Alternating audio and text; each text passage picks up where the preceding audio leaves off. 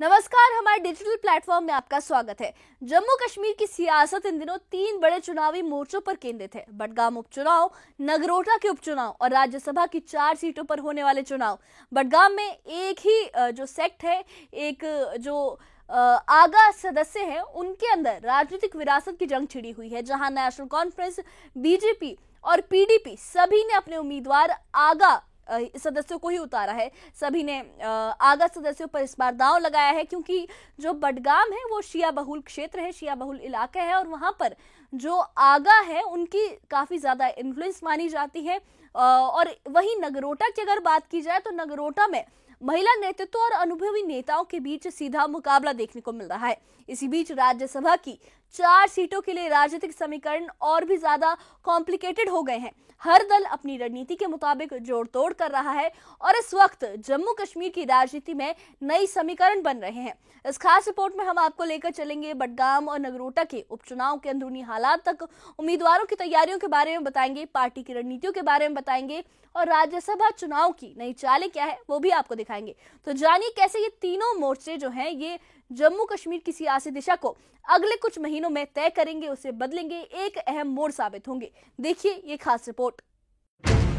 बडगाम उपचुनाव इस बार सिर्फ एक विधानसभा सीट की जंग नहीं, बल्कि राजनीतिक विरासत और प्रभाव का बड़ा इम्तिहान बन गया है। ये इलाका शिया बहुल है, जहां दशकों से आगा परिवार का धार्मिक और सामाजिक प्रभाव कायम है। दिलचस्प बात यह है कि तीनों बड़ी पार्टियों ने आगा परिवार के ही सदस्यों को मैदान में उतारा है। नेशनल कॉन्फ्रेंस से आगा सैयद महमूद, बीजेपी से आगा सैयद मोहसिन और पीडीपी से आगा सैयद मुंतजिर मेहंदी। यानी मुकाबला सिर्फ दलों के बीच नहीं, बल्कि आगा सदस्यों के बीच हो गया है।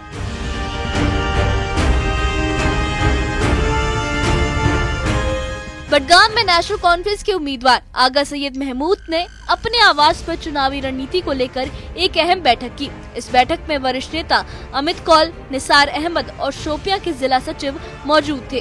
उधर नेशनल लोकतांत्रिक पार्टी के उम्मीदवार शबीर अहमद गनई ने भी ये दावा किया कि बडगाम की जनता बदलाव चाहती है और इस बार नए चेहरे पर भरोसा करेगी। इस चुनाव में कुल 19 उम्मीदवार मैदान में है और नामांकन पत्रों की जाँच पूरी हो चुकी है।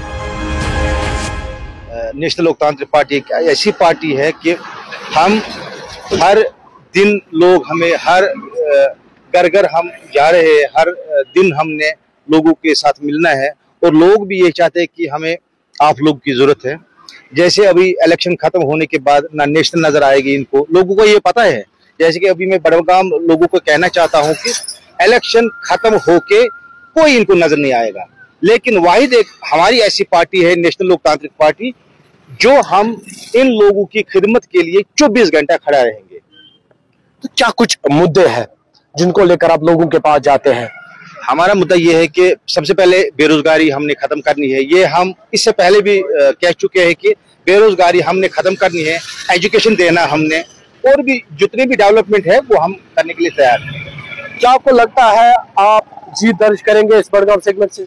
पूरी उम्मीद है मुझे, जैसे कि लोग ताउन दे रहे हैं हमें, मुझे पूरी उम्मीद है कि इंशाल्लाह इस बार हम कामयाब हो जाएंगे। बात की जाए नगरोटा उपचुनाव की, जहां मुकाबला महिला नेतृत्व और पुराने सियासी अनुभव के बीच दिलचस्प हो चला है। यहां बीजेपी की दिव्यानी राणा, एनसी की शमीम बेगम और नेशनल पैंथर्स पार्टी के हर्षदेव सिंह के बीच सीधी टक्कर है। दिव्यानी राणा दिवंगत बीजेपी नेता देवेंद्र राणा की बेटी है। उन्होंने यूनिवर्सिटी ऑफ कैलिफोर्निया से अर्थशास्त्र की पढ़ाई की है और फिलहाल बीजेपी युवा मोर्चा की उपाध्यक्ष भी हैं। वहीं हर्षदेव सिंह 3 बार विधायक रह चुके हैं और 2002 से 2008 तक शिक्षा मंत्री भी रहे। उन्होंने हाल ही में आम आदमी पार्टी छोड़कर अपनी पुरानी पार्टी JKNPP में वापसी की है।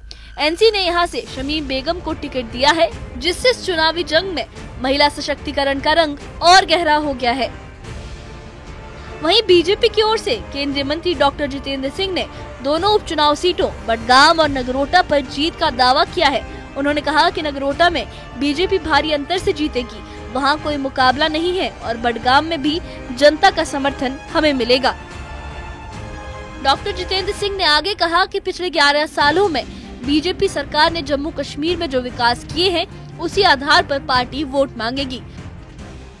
सीधी नगरोटा की बात करें तो मुझे लगता है कोई चिंता ही नहीं है। It's going to be a very easy walk through और बहुत ही आसान कॉन्टेस्ट रहने वाला है बीजेपी के लिए, लगभग वन साइडेड कहा जा सकता है और बड़ी अच्छी मार्जिन से भारतीय जनता पार्टी नगरोटा की सीट जो देवेंद्र जी के जाने की वजह से खाली हुई थी उसको फिर से भारतीय जनता पार्टी की ही टैली में शामिल करने में कामयाब रहेगी नेतृत्व में पिछले 11 वर्षों में।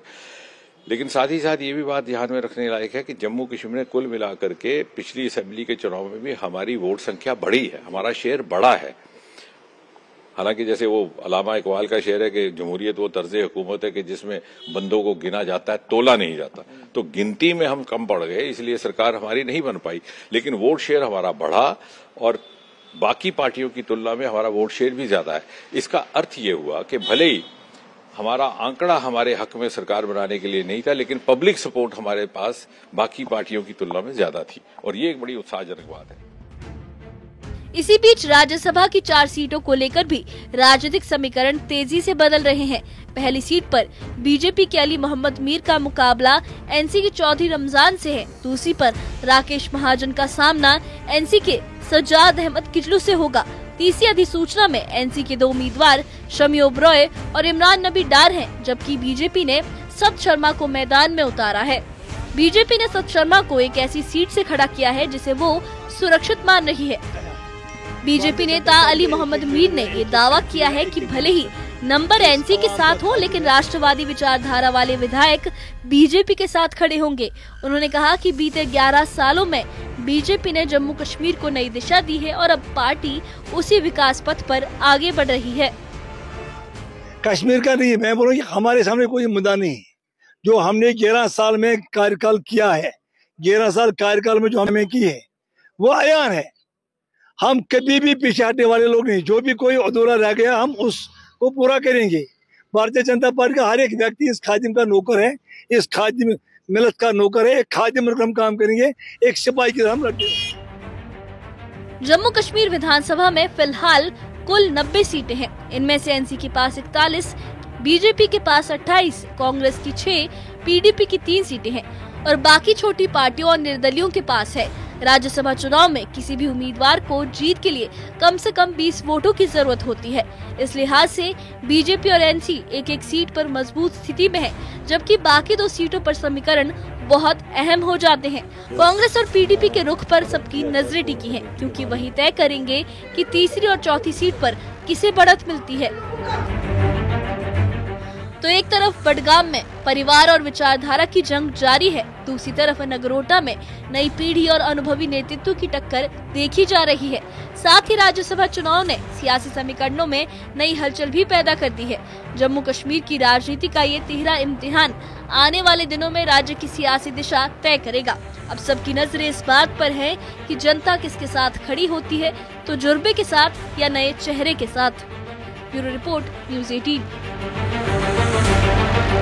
जम्मू कश्मीर के इन 3 चुनावी मोर्चों ने यह साफ कर दिया है कि राजनीति सिर्फ वोटों की लड़ाई नहीं, बल्कि अनुभव, नई पीढ़ी और विचारधारा के बीच जंग भी बन चुकी है।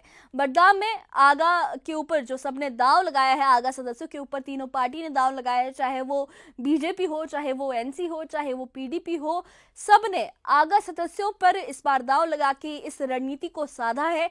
वहीं नगरोटा में महिला नेतृत्व और अनुभवी नेताओं की टक्कर है, जहां बीजेपी और एनसी ने महिला उम्मीदवारों को मैदान में उतारा है, तो जो बाकी पार्टीज है वहां कहीं ज्यादा कई अनुभवी नेता भी हैं जिनके बीच मुकाबला ये होने वाला है। और राज्यसभा सीटों की अगर बात करें तो राज्यसभा सीटों के लिए जो बदलते समीकरण है, ये सभी घटनाएं जो हैं ये राज्य की सियासी तस्वीर को गहरा कर रही हैं, क्योंकि जो राज्यसभा चुनाव है उसमें जिस तरीके के अभी हालात हैं, 90 सीटों में से अगर देखा जाए तो सबको जीतने के लिए 20-20 सीटें चाहिए होंगी। लेकिन अगर बडगाम और नगरोटा की सीट को हटा भी दिया जाए तो उसके बाद सबको एक सीट जीतने के लिए 18-18 वोट की जरूरत पड़ेगी।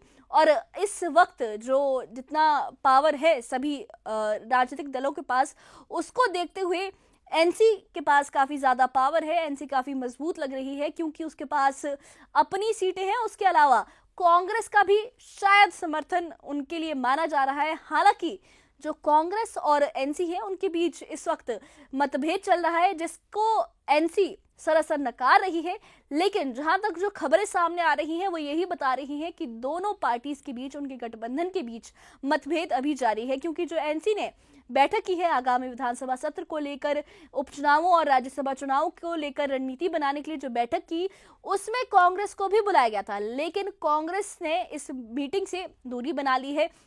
लेकिन उसके बाद भी जो पार्टी के लीडर्स हैं उनका ये कहना है कि सब कुछ ठीक है गठबंधन में। लेकिन जहां तक ये सामने जो बातें आ रही हैं उसको देखते हुए, जो हालात है उसको देखते हुए यही लग रहा है कि दोनों पार्टियों के बीच, इस गठबंधन के बीच दरार आ गई है। तो ऐसे में हो सकता है कि जो राज्यसभा चुनाव में एनसी की जो मजबूत पकड़ मानी जा रही थी वो शायद डगमगा जाए। बात की जाए बीजेपी की, तो राज्यसभा चुनाव को लेकर बीजेपी की जो एक सीट है वो सुरक्षित है, क्योंकि एक सीट के लिए उनके पास पर्याप्त विधायक हैं। बाकी जो सीटें हैं उसको लेकर उनका ये है कि जो बीजेपी है उन्होंने ये भरोसा जताया है कि काफी लोग जो है वो एनसी से नाखुश हैं और बहुत सारे लोग उन्हें समर्थन देंगे। और उनका ये भी कहना है, उनकी ये दलीलें हैं, जो बीजेपी के नेता हैं उनकी ये दलीलें हैं कि जो राष्ट्रहित चाहेंगे वो बीजेपी को ही वोट करेंगे। तो ऐसे में ये जो जोड़ घटाव सभी पार्टीज के बीच चल रहा है, बीजेपी और एनसी मेन कंटेंडर है, क्योंकि उन दोनों के पास ज्यादा नंबर्स हैं। और ये इस वक्त जो राज्यसभा का चुनाव है ये नंबर्स की ही गेम है। किस तरीके से जो विधायकों का समर्थन किस पार्टी की ओर ज्यादा होता है, उससे ही आगे जो है वो राज्यसभा की सीटों के समीकरण समझ में आएंगे और किसके हाथ में जीत का परचम होगा और कौन हार लेके जाएगा, ये जोड़ घटाव इन समीकरणों के ही तय करेंगे। क्योंकि जिस पार्टी को किसी और पार्टी का, बाकी दलों का समर्थन मिलेगा, वही इस राज्यसभा चुनाव को जीत पाएंगे। हालांकि बीजेपी की एक सीट फिक्स है, उसके बाद बाकी के जो 2 सीटों पर उन्होंने उम्मीदवार उतारे हैं उसमें से एक में भी अगर उनका जोड़ घटाव सही बैठ गया तो उनके पास हाफ सीट हो जाएंगी एनसी के मुकाबले में राज्यसभा में भी। तो अब ये देखना होगा कि ये जो सारे इंसिडेंट है, ये जोड़ घटाव है, ये राज्य की सियासी तस्वीर को कैसे बदलते हैं और आने वाले दिनों में ये 3 मोर्चे तय करेंगे कि जनता किसके साथ खड़ी होती है। पुराने अनुभव के साथ या नए चेहरों के साथ कौन से राजनीतिक समीकरण स्थायी होंगे और कौन से जो है वो अल्पकालीन साबित होंगे। जनता की नजरें अब इन चुनावों पर टिकी हैं। जब ये तय होगा कि किसके हाथ में जीत का परचम होगा और कौन हार वाली मात देखेगा, जो इस मात की जो है उसे चखेगा।